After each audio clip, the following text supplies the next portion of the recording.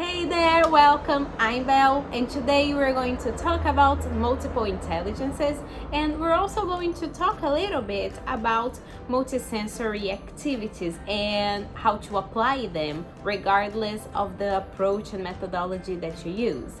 But before we do that, please make sure to subscribe to my channel.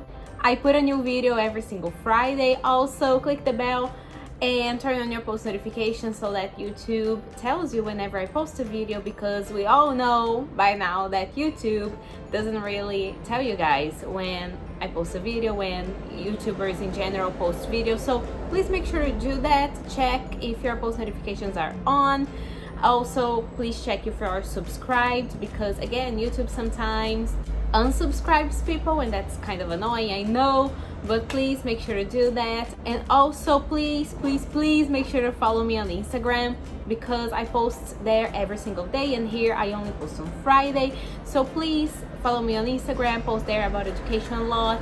I have a lot of quizzes and polls and things that you can do to also help me come up with a new topic to talk about, because there are so many things that I would like to say, but sometimes I'm in two minds about what I should post, and you guys help me a lot there. So please make sure to follow me on Instagram.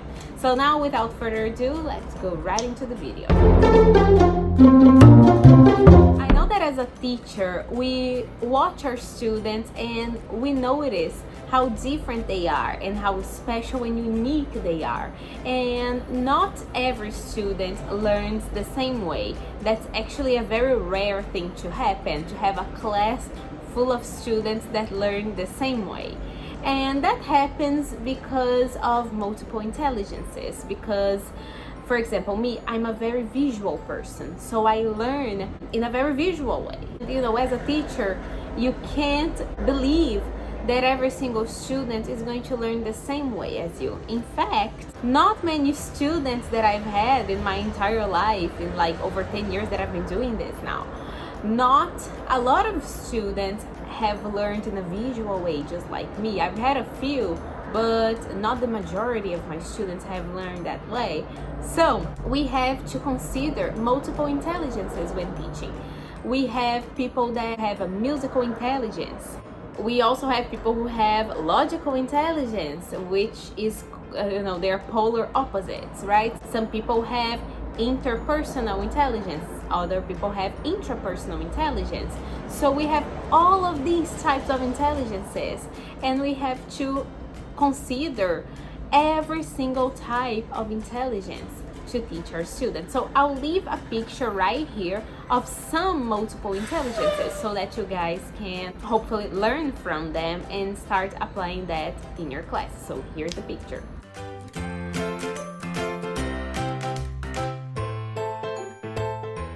So now that you know what they are, we have to start thinking of how to apply those multiple intelligences in the classroom, because we do need to cater to every single student. We can't leave a student out just because this student has a different type of intelligence. That's not what we do as teachers. You can't do that.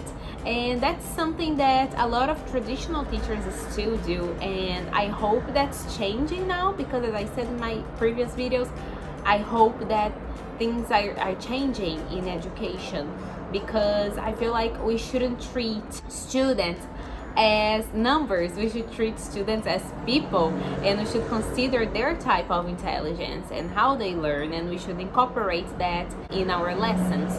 So with that in mind, let's talk a little bit about multisensory activities. I've talked about multisensory activities before. I've just given you guys some ideas of activities that were multisensory without saying the proper terminology. So I'm going to say it now, and hopefully it will make sense, because some people don't like these types of activities, although I don't see why. I think it's a lot more fun for students and teachers, and it also helps you cater to every single public. So when we think about multisensory activities, we should think about the four senses and also kinesthetic activities. That's something that you learn by doing. And regardless of the approach and methodology that you use, you should always incorporate this. I know that if you are a traditional teacher, this is new information, brand new information for you. Even if you're not a traditional teacher, I'm sure that you can learn something from this video. So there are definitely some activities that you can use in order to incorporate the senses, and also that the students can learn by actually doing and not just repeating it or anything. So by doing this, by incorporating these activities, you will be a more resourceful teacher and you'll be catering to every type of intelligence, hopefully. So now let's talk about some multisensory activities that you can incorporate in your classes. So for example, if you teach young learners or very young learners or even adults, and you are teaching the senses in English or in another language, because here I'm talking about myself because I teach English as a second language, but if you teach another language as a second language, you can also apply these activities in your classes. So the first activity that I want to talk about is when I teach about the senses, because you should incorporate the 4 senses. There is no better moment to do that than when teaching the 4 senses, right? So some people teach the 4 senses and don't really incorporate the 4 senses, and that's very weird and odd to me, because that's like the best opportunity to do that. So usually when I do that, I sit down in a circle with my students and I have a bag. Whenever I pick up this bag and take it to the circle, the students know that we're doing something fun and entertaining, so they like it a lot. Also, it's a surprise element, right? To put things in a bag instead of carrying them all in the circle. And the more information you have with you that, visual, that students can see, that's going to be very distracting for them. So keep that in mind. Now that you have your bag and you are in the circle, I put my hand in the bag and I pick up an object. So let's say that I pick up a mirror. So I look at the mirror and I say, oh, see, repeat, see. So they repeat, see. And then I pass it around and every student repeats, see. And when the mirror comes back to me, I pick up another item. So let's say I pick up a bottle of perfume.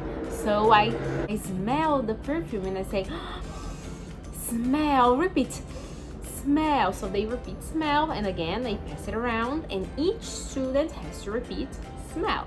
So again I pick up another item. Let's say I pick up a cotton ball. So I touch the cotton ball and I say touch, repeat, touch. And they repeat touch, and again pass it around, each student repeats touch. So next item, for instance, is a cookie. So I pick up the cookie and I say taste, repeat taste, and they repeat taste again. This time I don't pass the same cookie, of course. I usually have like a box of cookies. I give each student one cookie and they have to say taste, and they can actually taste it and eat it. So I do that. Of course the cookie is the last one because they'll have their mouths full. So that's something I do that's really, really fun, and that's a kinesthetic activity and also a multisensory activity because, again, they're using the 4 senses, right? Another activity that I like to do with my students, this is actually a type of activity. You can change it according to what you're teaching, but it is any blindfold activity because it will force the students to use their other senses. For example, you can have fruit or juice in the classroom and you can ask them to smell to find out what it is. So if you're teaching food, this is a great thing to do. If you're teaching, for example, the taste of the food, like sour, sweet, savory, you can ask them to smell and try to figure out by the smell, or even taste it and say what they're tasting. So this is a very hands-on activity, and by removing one of their senses, they will be forced. I didn't want to use that word because that's a very strong word, but that's pretty much what it is, right? They will be forced to use the other senses in order to find out what the things are. So any activity that the students are blindfolded, that's amazing. I love it. They pay a lot of attention to find out. Also, you can put music in a headphone or in an earphone, and they can listen to it, and they have to read the other person's lips. So that's also a really fun activity to do, because they're forced to use their eyesight to try to read the lips, and also the logic to put the information together and actually make a sense, even though they can't hear what it is. So I do that a lot, and it's really fun. It's great for reported speech. If you're teaching reported speech, this is really fun, because they have to not only figure out what the other person is saying, but they also have to report it. So if you're teaching reported speech, this is an amazing activity. I absolutely love it. So, by blindfolding them or asking them to listen to music, test it on you first, right? So put on some music. I mean, it's very loud, but you don't want them to lose their hearing. So it has to be like the perfect volume. So test it on you first. Make sure that it's the right volume before giving to them, please. Come on, be responsible with that. And the last type of activity that I want to talk about is any patio activity, any outside of the classroom activity, because it's going to be a new environment with new things they can actually run. Some people need to walk around, to move around and run, and they need to be outside, to be connected to nature, because again, that's another type of intelligence.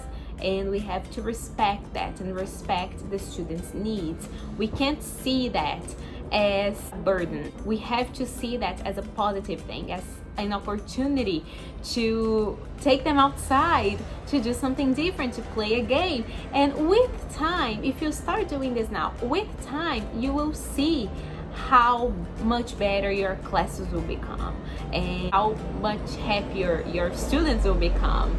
And this motivates the students, because if you learn a certain way and you go to class and nothing is right for you, you won't feel motivated, and this is going to help you motivate the students. So any activity outside, for example, running dictation, or Duck Duck Swan, or Let's Cross the River, which is an activity that I've talked about many times here on my channel. Please make sure to watch my other activities video, because I've talked about this activity right and left here. So this activity is great. Any circle activity that you can play in the circle. There are a lot of activities that you can play outside. If you want me to make a video on outdoor activities, please leave in the comments below. I will be more than happy to do that. So again, thank you guys so much for watching this video. Please make sure to subscribe to my channel, turn on your post notifications, follow me on Instagram. Don't forget to do that. The link will be in the description down below. And again, leave in the comments below what other videos you guys want me to do next. Thank you for watching, and I see you next Friday for a brand new video. Bye.